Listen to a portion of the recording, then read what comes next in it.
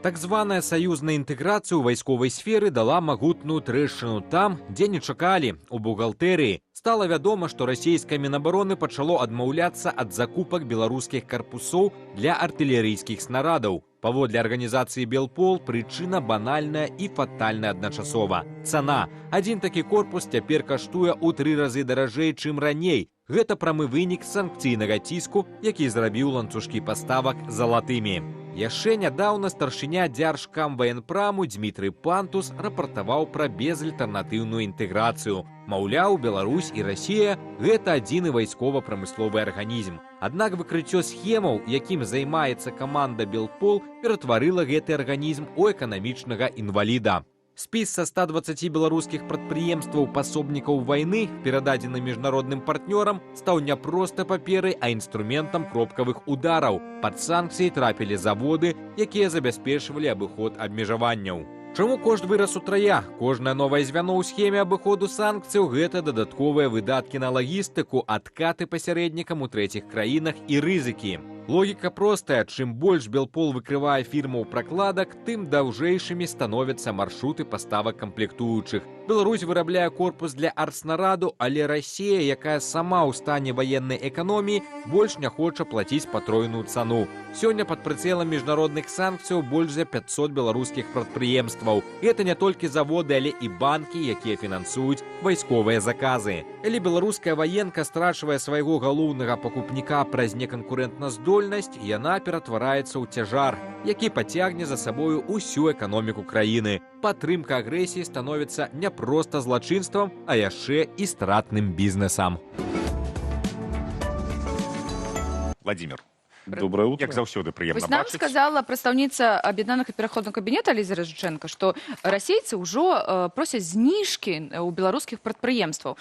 А якую агулам, ну вось давайте за гэтыя там з 22-го года ролю адыгрывалі вось гэтыя расійскія замовы і у жыцці беларускіх прадпрыемстваў? І беларусы ці дапамагаюць яны ў вайне Расіі? Ну, увы, да, Беларусь помогает в войне и очень серьезно, когда мы говорим, например, про Иран, про Северную Корею. Здесь нужно упоминать Беларусь, потому что ее помощь, в общем, не меньше, чем помощь Ирана, не меньше, чем помощь Северной Кореи. Просто она отличается. И Лукашенко, он действительно верил, что будет Киев за 3 дня, что даже те негативные последствия от санкций, они не будут такими длительными, и проблем для экономики не будет. Ну, когда всем стало очевидно, что Киева за 3 дня не будет, а санкции достаточно серьезные, и постоянно только санкционное давление увеличивается, экономическая ситуация в стране ухудшается, Минск вышел на Кремль с предложением: смотрите, у нас есть производство, они сейчас вот-вот и начнут простаивать. Мы готовы делать все то, что вам нужно, по той цене, которая вам нужна. И изначально это были прицелы для бронетанковой техники, то есть для модернизации устаревшей техники русских.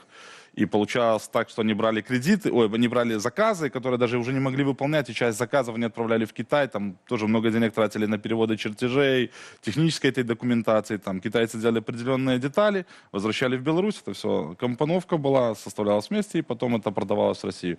А сейчас более 500 белорусских предприятий в конечном итоге работают над выполнением государственного оборонного заказа, над обходом санкций, над помощью в обходе санкций как для предприятий белорусских подсанкционных, так и для российских подсанкционных. И это очень внушительная доля именно на работа по выполнению гособоронзаказа. Все, там даже были такие документы, в том числе, которые мы делились с Алисой Рыжиченко, где просто прописывалось, что если какая-то белорусская компания там, из Министерства промышленности попадает в конечном итоге под санкции, ее срочно в этот же момент нужно заменить на схожее предприятие из списка Министерства промышленности. И не так давно Белпол показал первые 120 предприятий, информация по которым абсолютно собрана на 100%, доказательная база имеется.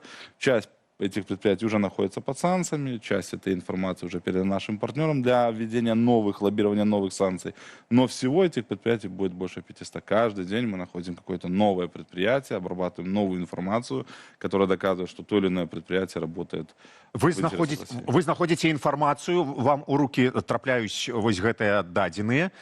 Что далей вы з імі робіце? Куда их отсылаете? Это очень долгий процесс, потому что на самом деле сначала мы получаем эту информацию, мы ее обрабатываем, анализируем, после чего мы ее реализуем. То есть мы передаем ее нашим партнерам для введения санкций, мы демонстрируем ее публично. Это не только там, условно, белорусские СМИ, но мы работаем с японскими СМИ, мы работаем с украинскими СМИ, безусловно. Из последних это мы показывали, как, например, там Беларусь закупает зерно с оккупированной части Украины, беложгущуюся глину с оккупированной части Украины.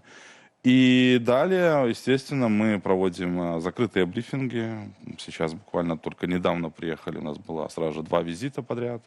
До этого был Киев, где мы провели очень внушительные встречи. И, можно сказать так, мы не можем прямо о многих вещах говорить, но в момент нашего нахождения в Киеве были введены санкции в отношении Беларуси официальным Киевом. Поэтому да, все совпадения бывают. Ну, Ты казаў аптычныя прыцэлы, то бок гэта Беламо, напрыклад, я так разумею.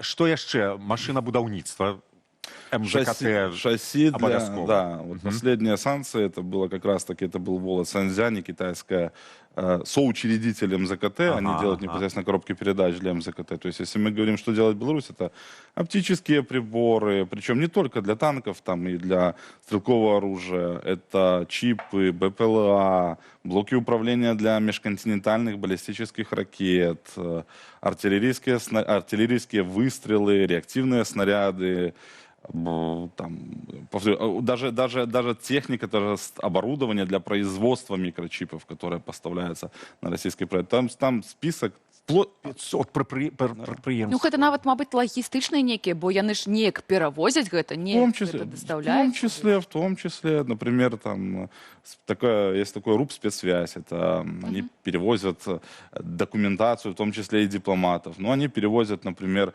и алмазы российские, и деньги наличными они перевозят, и те же самые блоки управления для межконтинентальных баллистических ракет они тоже перевозят.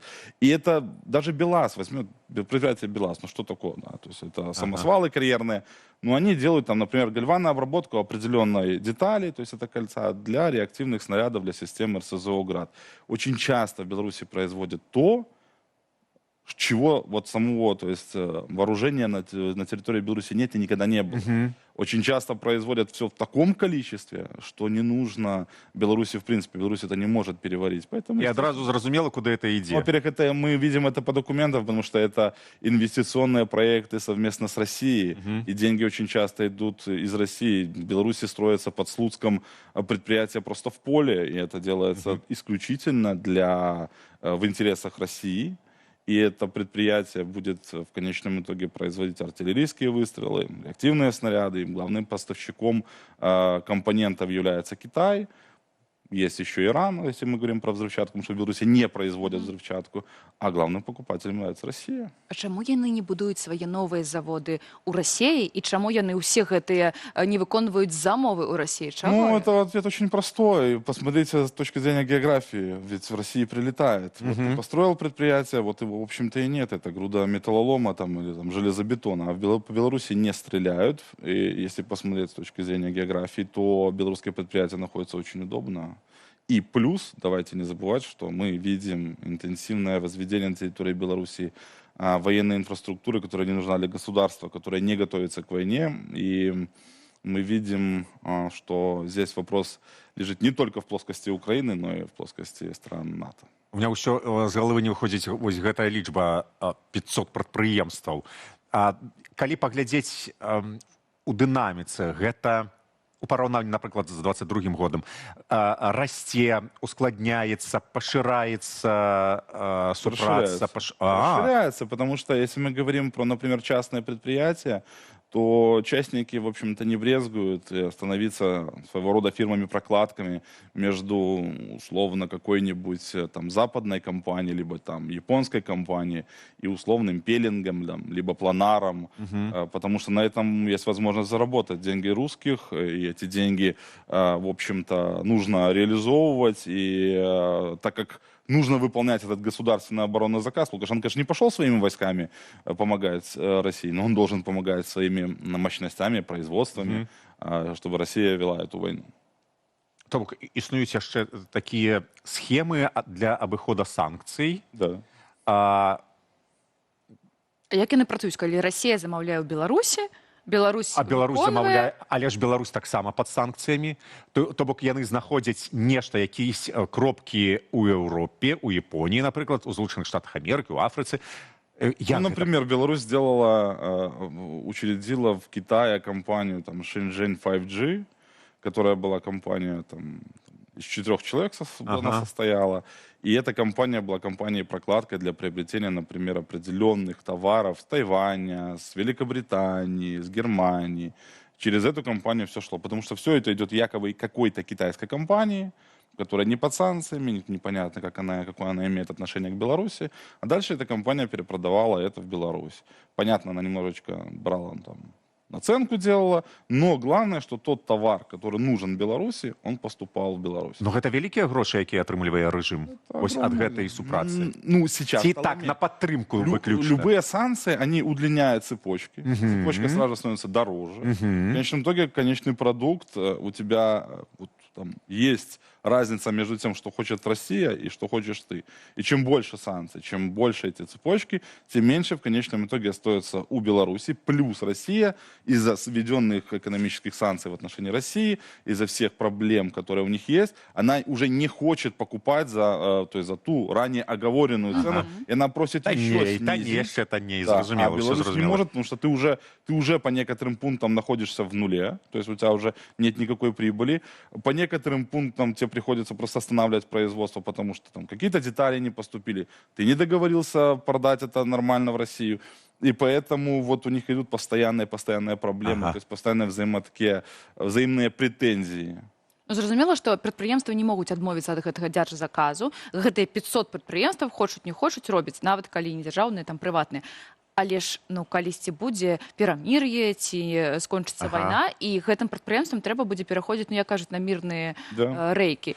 А што тады будзе з гэтымі прадпрыемствамі і з людзьмі, што істотна, бо шмат людзей атрымлівае зараз санкции адразу так не знимут. суперзаробкі, але, ну, гэта они про это не думают. Не думают. Они про это просто-напросто не думают. И в контексте, опять-таки, возведения на территории Беларуси этой военной инфраструктуры, в контексте того, как мы видим, как себя ведет режим Лукашенко, как себя ведет режим Путина, есть серьезное опасение, что война в Украине — это только начало.